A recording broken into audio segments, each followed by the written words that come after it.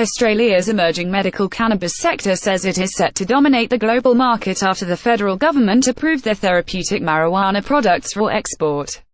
Thursday's decision prompted an extraordinary investor rush on ASX-listed Australian cannabis producers, with some stocks jumping more than 50%. Health Minister Greg Hunt said allowing export licenses for medicinal cannabis products would improve the viability of domestic producers, thus securing supply for Australian patients. Organ's shares soared 53% to $1.26, adding $120 million to company's market value in one day.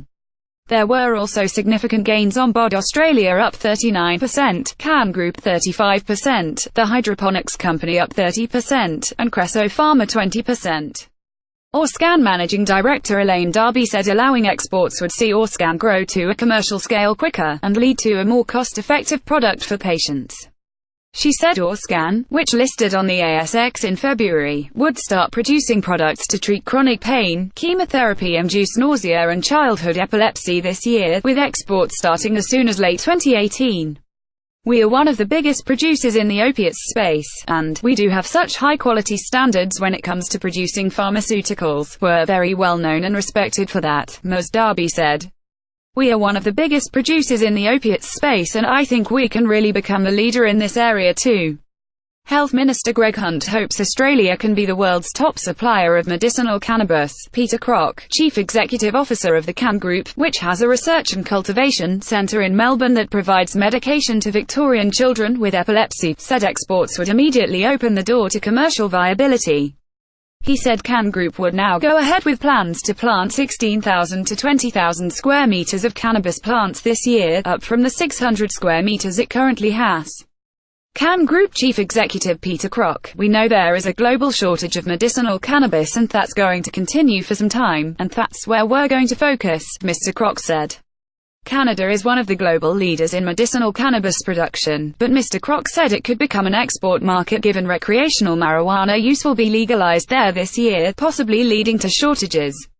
Organ Managing Director Elaine Darby, photo, supplied Organ has been working on the assumption that it had a potential target market of 3 million Australians who suffer chronic pain.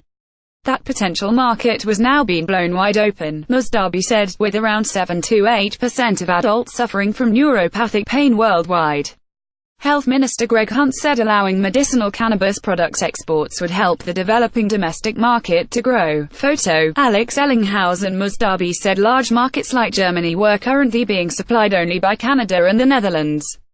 Chris MacDonald, Principal and Investment Advisor at Morgans Chatswood, said it was a positive policy change but that investors should look carefully at how it will affect each of the ASX's skyrocketing pot stocks. It's important for us to have a look through and assess how this affects their ultimate revenue. That's what should underpin their share price and market capitalization, he said. We're seeing a growing recognition of the medical benefits, and that underpins the long-term opportunity for Australia to leapfrog countries like Canada to become one of the primary exporters globally, and doing what we do very well, which is grow very, very high-quality agricultural products. The federal government legalized patient access to Australian-grown and manufactured medicinal cannabis in 2016, while states and territories have their own legislation controlling its prescription and use.